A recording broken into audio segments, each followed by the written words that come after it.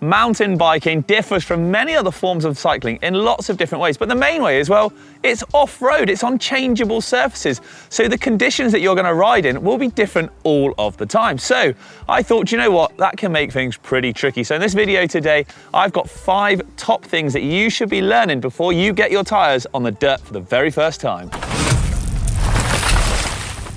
Mountain biking is a dynamic sport, so it requires a dynamic body position when you're on the bike. So let's run through the neutral riding position that's gonna get you through pretty much every single scenario as soon as you start taking to those off-road trails.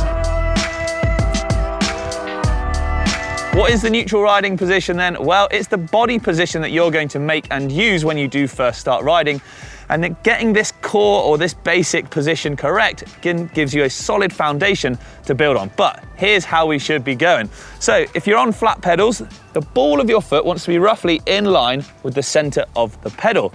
That's where you're gonna place your foot. So we'll pop them on there. Pedals nice and level. You're gonna be standing up. You'll be doing this because, well, it means you can move the bike around easily underneath you. Easier is a real word, I looked it up in the dictionary.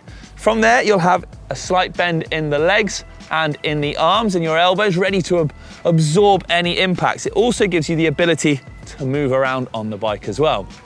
A nice firm grip on the bars, and either using your index finger or, if necessary to begin with, 2 fingers you can use to cover the brake as well. Head up, looking forwards, so you're always scanning the trail. You don't want to be looking down, you want to be reading what's coming up. And with as far as your back, a nice straight back, and your butt should be either level or slightly behind the saddle. And from there, well, you're ready to pretty much go. Braking up next then. So learning to brake effectively and efficiently is a key skill to mountain biking. Basically feathering and using those brakes nice and delicately so that you don't lock the wheels up and cause yourself to crash on all the different surfaces is exactly what we're going to touch on now. Mountain bikes then, they've got 2 brakes. You got your back brake and your front brake. Sometimes in different countries, they might be reversed, but my back brake's on the left, my front brake is on the right. When it comes to riding, a lot of your braking is going to be done with the back brake because, let's face it, if you lock up the back wheel, then it's slightly easier to control than if you lock up the front. However, if you want to scrub lots of speed, if you want to slow down fast, a lot of braking is done with the front brake, and that's just really going to put the power down through the brake, through the front wheel, and slow you down much quicker. But it does take a little bit more fine movements, a bit more practice, if you like, to really be able to feather that brake so that you can slow down gradually, use the modulation rather than just locking it up. Practice your braking on lots of different surfaces, so gravel, tarmac, grass, and really get a feel of just how your brakes and tires are working, because obviously you want to get to know just exactly how much you can squeeze them before they lock up, just the modulation and the power that they've got. And once you've practiced this loads, then you're ready to take it to the trails. Trails feature lots of corners. Now, there's a variety of different corners out there. They can be bermed like this one here, off-camber turns on more advanced trails, or even flat turns.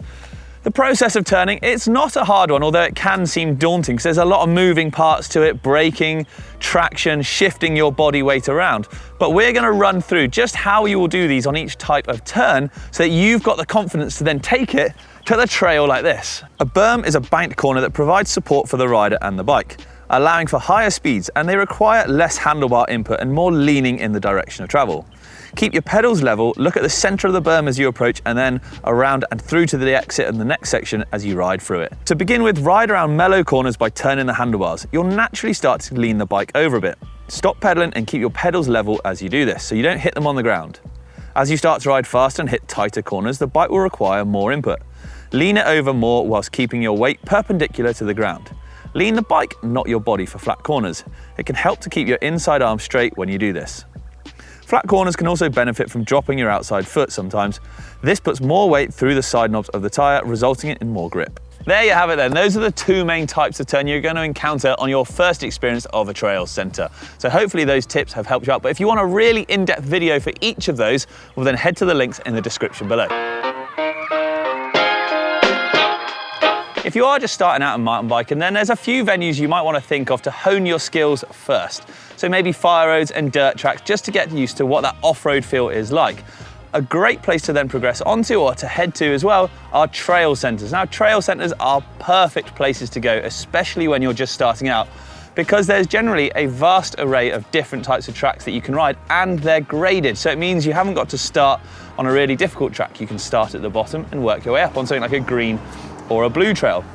Natural trails are great things to ride, but you might want to try and avoid them because they're generally a little bit more technical, a bit steeper, you know, a lot more worn in, and in the winter can be a lot muddier and slipperier as well, but they are great things to progress onto.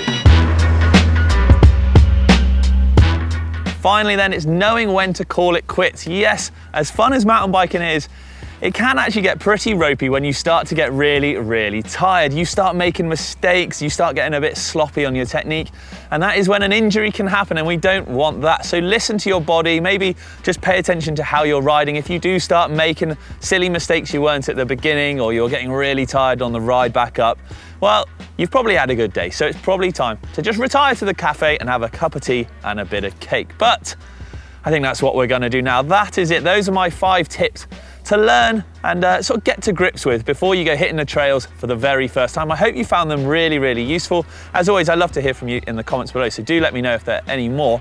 But for me, for now, I'm out of here. Thanks for watching, everyone. I'll see you later.